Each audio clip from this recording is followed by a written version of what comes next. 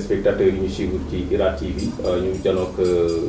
Thie Kouyaté ñu bàyyi ko sax mu présenté wu ak suñu mbokku internautes yi ñu suivre ci seen bi di IRA TV asalaamaaleykum Thie. asalaamaaleykum waa Sénégal asalaamaaleykum waa Afrique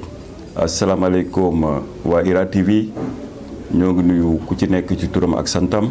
di féddalewaat suñu kóllëre ak suñu cofeel ci bépp sénégalais bépp africain di wax ni aussi vraiment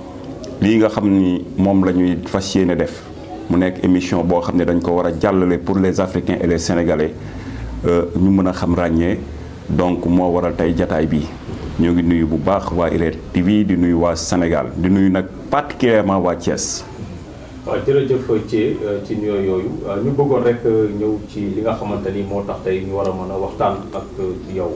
mu jëm ci li ñuy wax ci wàllu troisième mandat bi nga xamante ni gis nañ ne ñu ngi koy ruumandaat fii ci Sénégal ba tey amul dara loo xamante ni leer na ci bopp askan bi tey yow loolu lan nga ci mën a indi comme ay leeral. waaw loolu liñ ci mën a leeral Thiam bari na ginnaaw bi ñu sante yàlla aussi dañuy gën a julliwaat ci yonent bi sallallahu alayhi wa sallam di ndokkeel aussi le président son excellence le président Macky Sall di wax ni nit la koo xam ni wax dëgg yàlla am na fu mu fekk Sénégal am na fu mu ko yóbbu ay neewoon dëgg la waaye nag dafa jot ci président Macky Sall mu gindi les Sénégalais et les Africains li tax mooy que ñun suñu bopp dañu am cofeel ci président Macky Sall parce que président la boo xam ni wax dëgg yàlla tabax na lu bari ci Sénégal ak Afrique ba nga xam ni waxuma sax les Sénégalais mais les Africains ñoo bàyyi ci moom xel. donc man ci je demande tout simplement président Macky Sall mu libérer les Africains ci troisième mandat bi parce que jàpp naa ni moom président Macky Sall nitu kàddu la lépp lu mu la wax ci li muy def loolu lay def parce que kat il est jeune. te wax dëgg yàlla avenir u Afrique boobu da cee bokk te tey aujourd'hui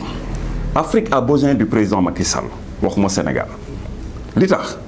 mooy que dafa am loo xam ni dafay am ci Afrique mu tumuraanke fi lool mooy que dañuy gis ni tout le temps bu sous-région bi amee problème du ñu gis benn sage bu mën a jël def les démarches pour que Afrique delluwaat ci benn ngëpp tey nag kiñ ci gën a ràññee mooy président Macky Sall ndax ay na yëwan tey lii ñuy wax ni muy troisième mandat moo tax Ablaye Wade mënul am boobu cër kon tey Afrique a besoin du président Macky Sall li tax ñu soxla président Macky Sall parce que gis nañu taxawaayam bi nga xam ni moom la taxawee ci biir Sénégal rawatina Afrique donc les Africains ci boppam ñooy réclamer que ni président Macky Sall warul dépasser au-delà de deuxième mandat parce que il est appelé pour que mu tabaxaat Afrique loolu moo waral ñun y compris man ci président Alliance libérale pour la République maa ngi wax président Macky Sall di wax aussi ñi nga xam ne ñooy nekk ak président Macky Sall wala ñoom ñoo wër président Macky Sall gàcce la ci président Macky Sall muy delluwaat ci Cour suprême di leen demander ndagam dafa war a def une troisième mandat kooku défaite la ci Afrique li tax mooy que Afrique dafa am lu fi tumuraanke mooy la vérité maanaam dëgg et boo xoolee tey Afrique fi mu toll nii boo xoolee sous-région bi nga xam ne moo wër Sénégal li ko wër yëpp c'est des pays yoo xam ne coup d'état moo fa am donc te yooyu yëpp ki war a def les démarches c'est le président du Sénégal son excellence le président Macky Sall parce que c'est un jeune boo xam ni il a beaucoup fait pour la République du Sénégal je dis encore une fois ñun dañuy am sax yërmande ci moom parce que nañu jàpp ni président Macky Sall amul benn vie de famille. Pourquoi? Parce que je dis encore pendant 22 ans nga nekk ko ci pouvoir nga nekk ko ci au sommet de l'État di liggéey mais président Macky Sall ñun les Sénégalais war nañ ko mën a libérer en quelque sorte mu am vie de famille am vie boo xam ni sax dina ko taxee les Africains bu ñu yaakaar ni Sénégal rek ñoo soxla président Macky Sall ñun ay panafricains lañu et gis nañu taxawaayu Macky Sall ci biir Afrique je dis encore une fois gis nga état dafa sensible te li koy yàq di ko mabal sa kaw sax doo ko xam te Macky Sall a beaucoup travaillé pour le Sénégal je dis encore une fois les faucons yi nga xam ni ñoo détruire Ablaye Wade nañu bàyyi xel ci Macky Sall est un jeune dynamique plein d'avenir pour l'Afrique kon aujourd'hui maa ngi leen di wax képp koo xam ni da nga mel ni man nga tàllal sa loxo président Macky Sall pour que mu def une déclaration par rapport au 3e mandat. Macky Sall man maa ngi lay ñaan nga génn ci Sénégalais yi pour wax leen ni la nga waxoon yaa ne nit mënta def ñaari mandat yu tegaloo kon ay na yëwan na tàmbalee ci yow parce que yaakaar naa ni yaa ngi ci sa 2e mandat te incha allahu rabbi gëm naa ni aussi boo ci jógee Afrique soxla na la loolu laay wax ci 3e mandat wu Macky Sall pour que président Macky Sall def une déclaration par rapport à ça. waaw jërëjëf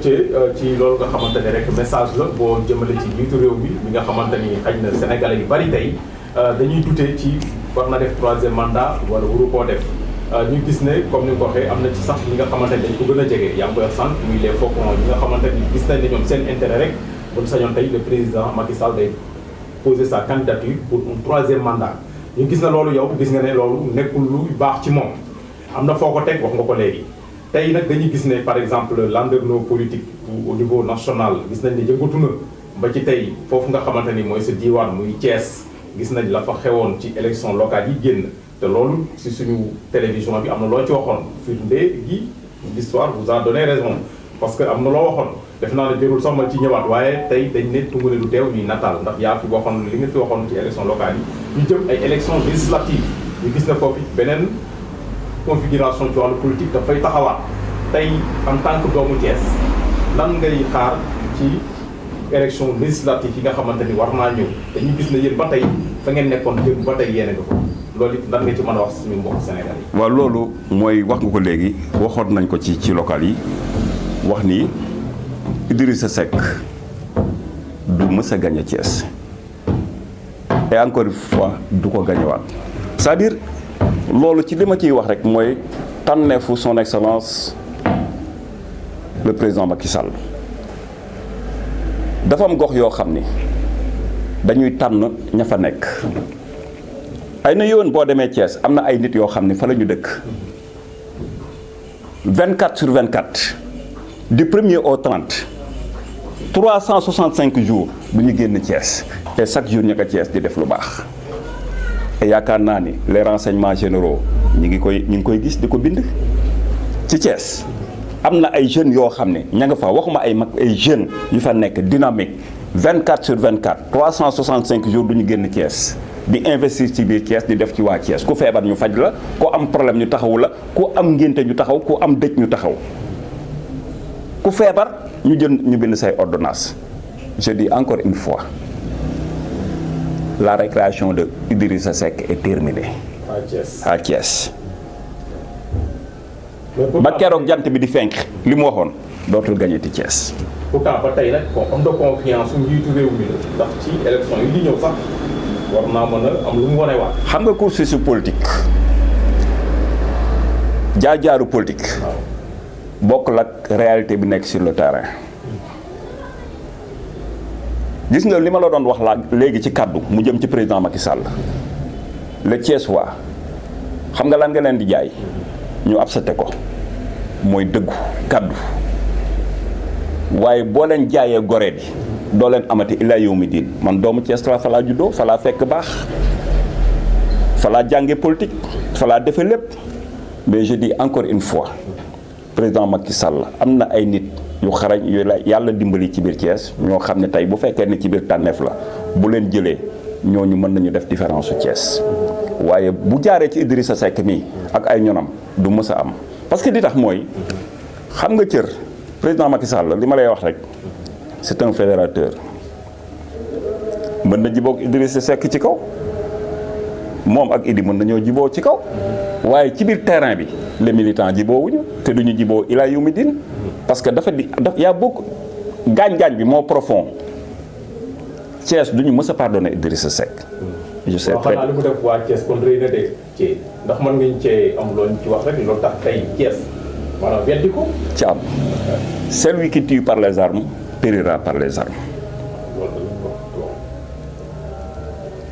erreur politique ça se paye cash il l'a fait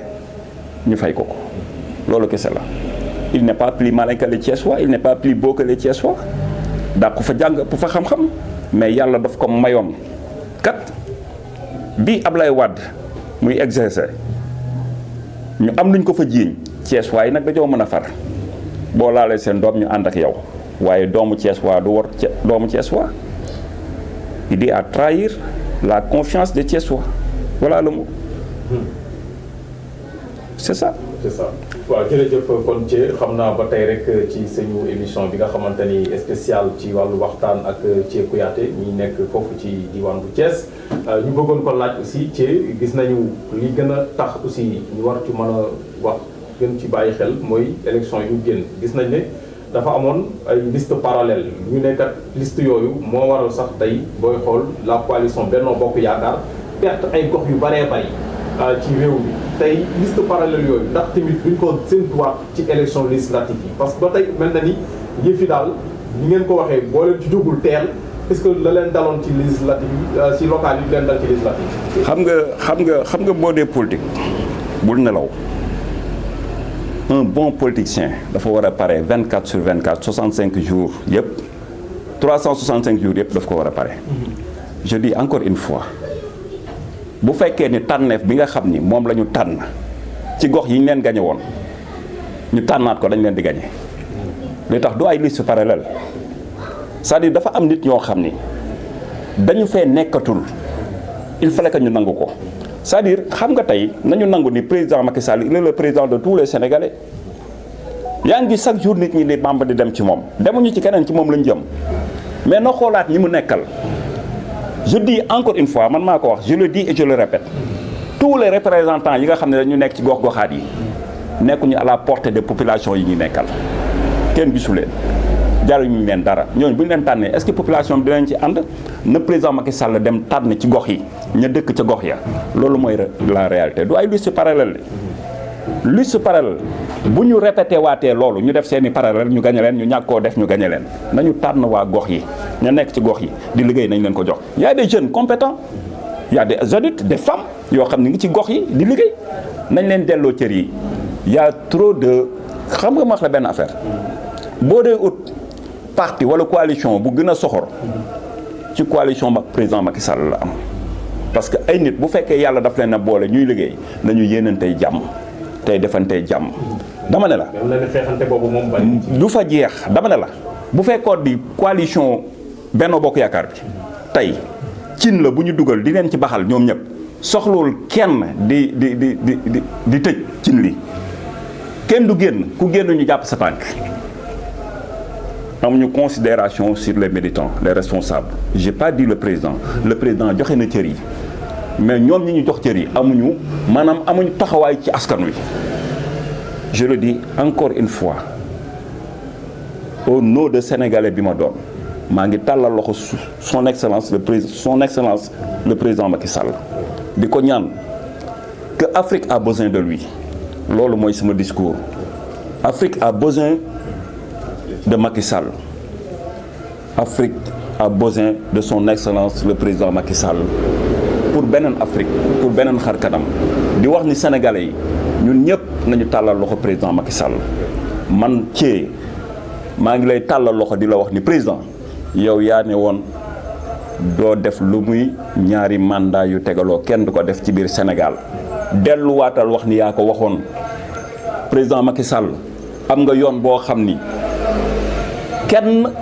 mënu dox sa diggante ak loolu. Afrique a besoin de toi ñi la wër c'est des faucons